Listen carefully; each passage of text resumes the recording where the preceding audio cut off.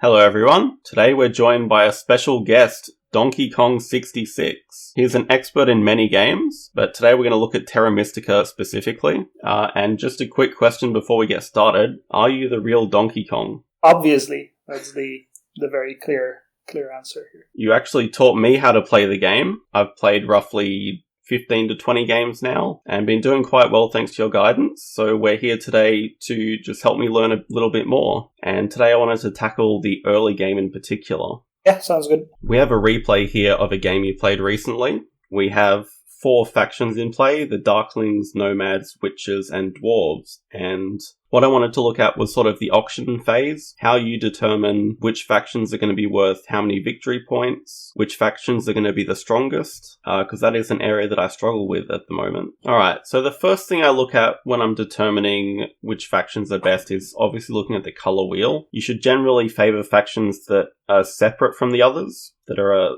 not neighbors with the others. So we can see here that the witches and dwarves are neighbors together, which would be a bad thing. So I sort of value them a little bit lower, whereas darklings and nomads are separate. Means they have more terrain accessible to them without being contested. Roughly how many victory points would you be taking away from witches and dwarves in this situation? In this particular situation, I think, for reasons we'll go in a little bit later, it probably hurts dwarves a bit more than witches. And it also depends. Sometimes color neighbors can do well together. But here, dwarves are really going to struggle, especially to find their connections, given the way that the witches also want to expand. When you're going into a game, would that be the first thing you look at? I think it's one of the 3 things I look at. So the other 2 things I'd be looking at is the track on the left and then the bonus tiles. So you see the track on the left. In general, it's very hard to score a lot of points off this track. Obviously, round 1 doesn't do too much. And then round 3 and 4, you can only score a maximum of 10 points in those rounds combined. So really, the only rounds that you could do well is maybe round 2 and round 6. Because also in round 5, you can't build too many temples all in the same round. And right. Usually you'll have some temples earlier as well. Yeah, that tells me that it's going to be a relatively low-scoring game. So that favors factions that have other ways to generate points on their own. And then looking at the bonus tiles, it actually tells a little bit of an opposite story because we have all the 4 scoring tiles in the game. So there's actually a lot of ways to score off that to reward building up your economy and getting a lot of structures down. And the obviously main missing tile here is the spade tile, which is in present, which will reward factions that have alternative ways of expanding or getting their spades down. That's pretty much all the factions in this case, would you say? Because darklings get spades from priests, nomads have their stronghold, witches have their stronghold, and dwarves have their tunneling. Yeah, so in this particular case, all the factions have their own way of expanding. This is also part of the reasons why these factions were put in the first place. Do you also just look at the general overall strength of the factions? So, for example, I know witches are regarded as a very strong faction in general. I think darklings are pretty strong as well. So the overall strength obviously does matter, but it's more about how they can do in the particular setup. But it is good to have that in mind, that darklings are generally strong because they generate their own spades using priest and because they gain their victory points for doing so, which gives them a lot of flexibility in a sense. Starting positions would be another thing to look at. You would have a general idea of where each faction is going to place, but me as a 15 to 20 gamer and not having played on this map, I'm not really sure where factions are going to place. So how many games do you think it took you before you were confident in predicting that? So I think after 20, 30 games, you can definitely have some kind of a general feeling of what the hotspots of the map are.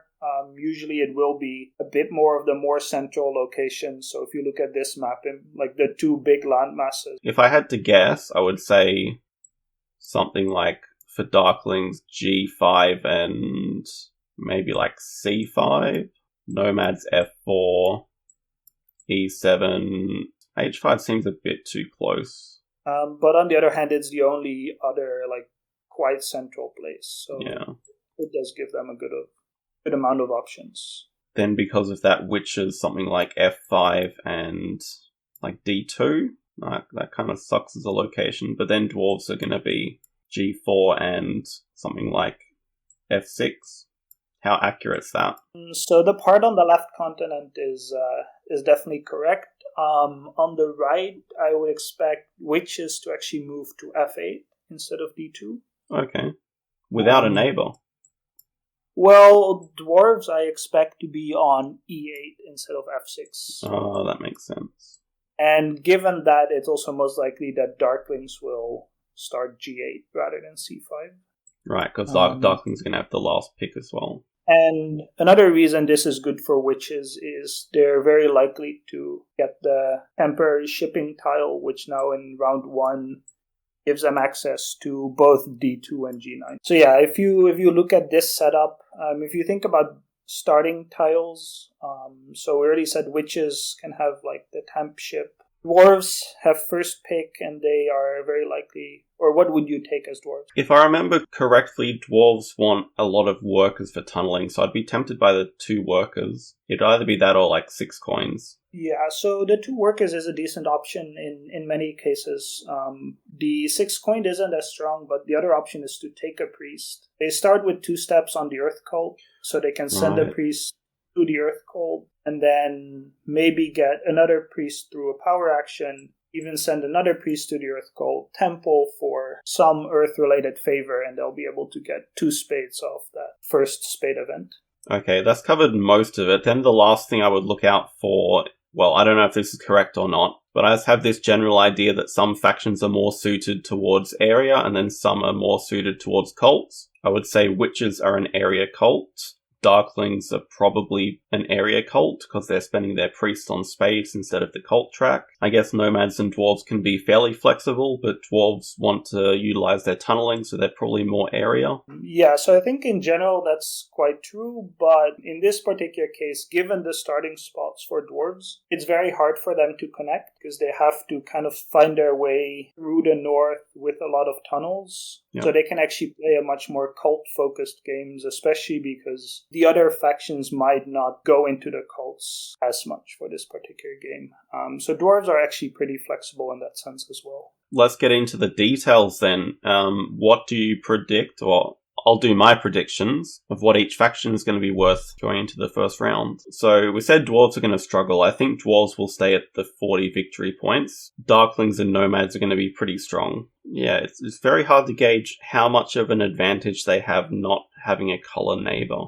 Yeah, so in this case, I do think that nomads in particular, because they have so many neighbors on all their starting spots and throughout the ways that people expand, and because they have this incentive to build their stronghold in maybe round 3, they'll have a great opportunity to get those 2 or 3 towns down, start with a temple in the first round, and then go from there and play both a network and a culty game. And then the Darklings are maybe a bit more restricted in the sense that they have a bit of a harder time finding some town spaces and making sure they also still connect. Right, so if we're looking at like starting locations for Leech, then Darklings also have a nice spot on G5 that's going to be connected to 4 other dwellings.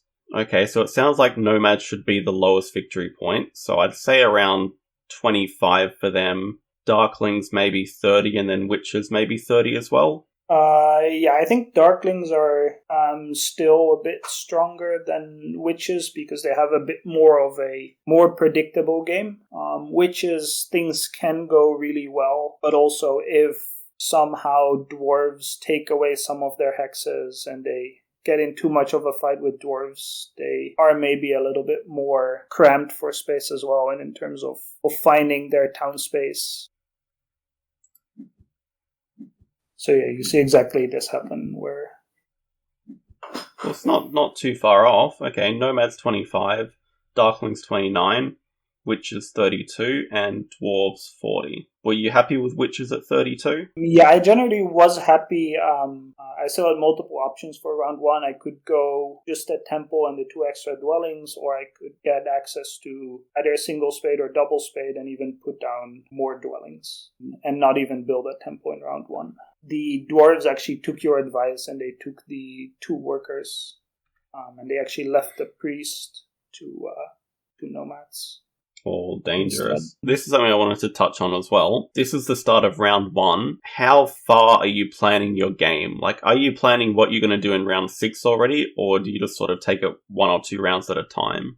So generally you have a bit of a long-term game plan based on the track. So with both witches and nomads here, I would be thinking of a round 3 stronghold, just because it suits the track, and then set yourself up for a lot of trading posts, maybe with the water 1 favor in round 6. But then for round 1 in particular, you just want to get your economy up and going, which generally comes in one of 3 ways. Either you build a temple and maybe 1 or 2 more dwellings. Mm-hmm.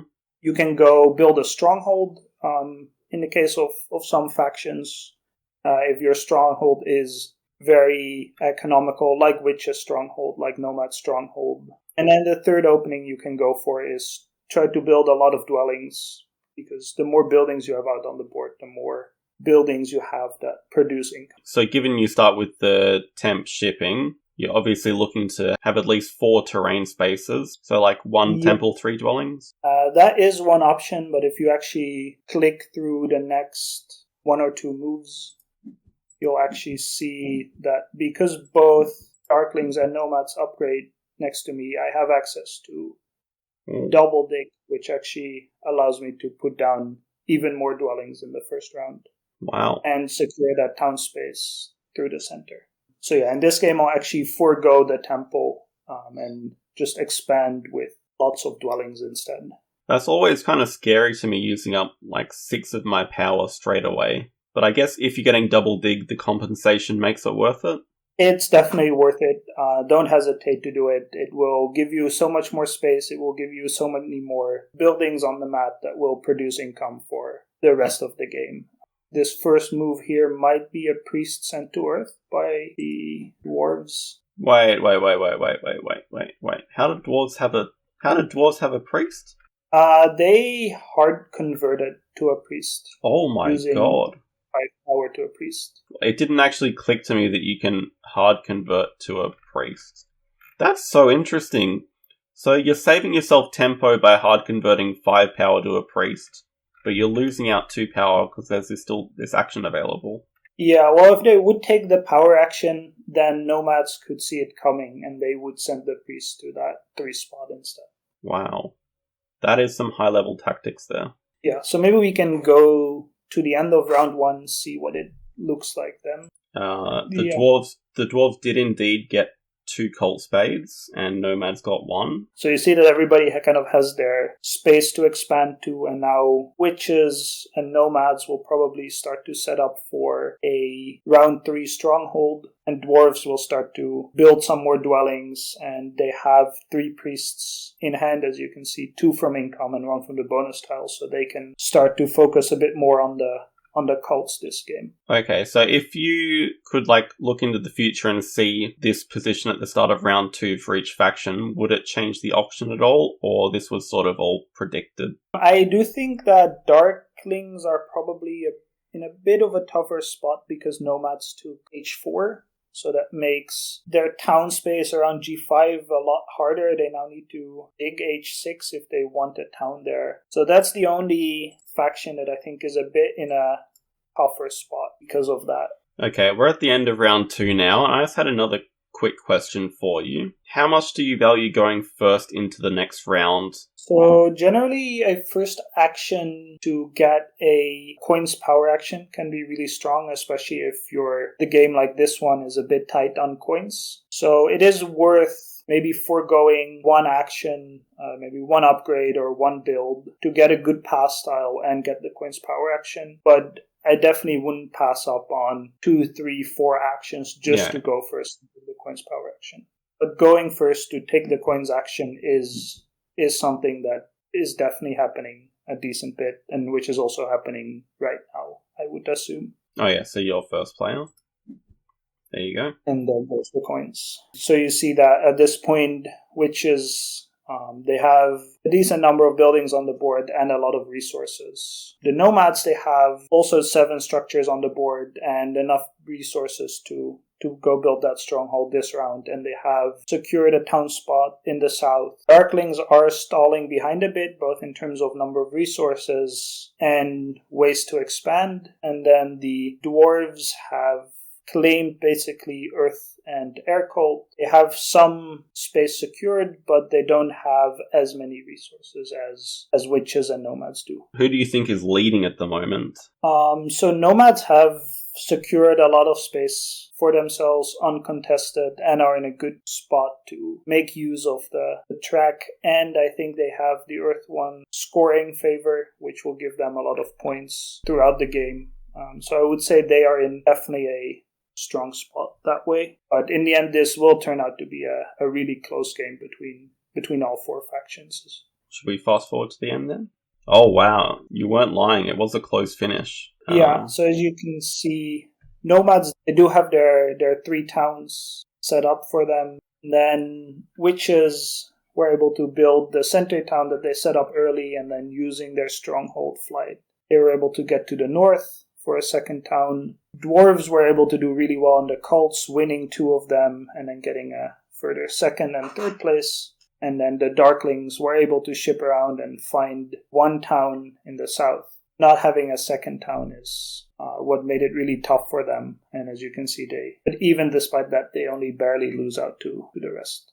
Are there any stats that jump out at you? Usually the stats that you should be looking at start when you look at the power actions people have taken and how they collected their points. Nomads and witches took the double spade actions. As predicted, the Darklings never took any spade actions at all. Do you think the slight extra efficiency of the 2 spade action is what got nomads into first and then witches into second? I think it's more that they got them early, so in round 1 and 2 it were witches and nomads which got access to that, which allowed them to grab a lot of territory early and get there. Just kickstarting the economy. Exactly. And then one last thing to highlight is the VP awarded via faction ability or stronghold. Yeah. One. Faction ability or stronghold.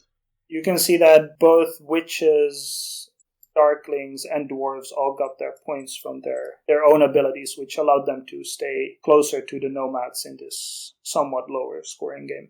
Okay, so thank you, The Real Donkey Kong, for sharing your experience with me. And yeah, thanks for going over the match. Thanks again for having me. Alright, see you later.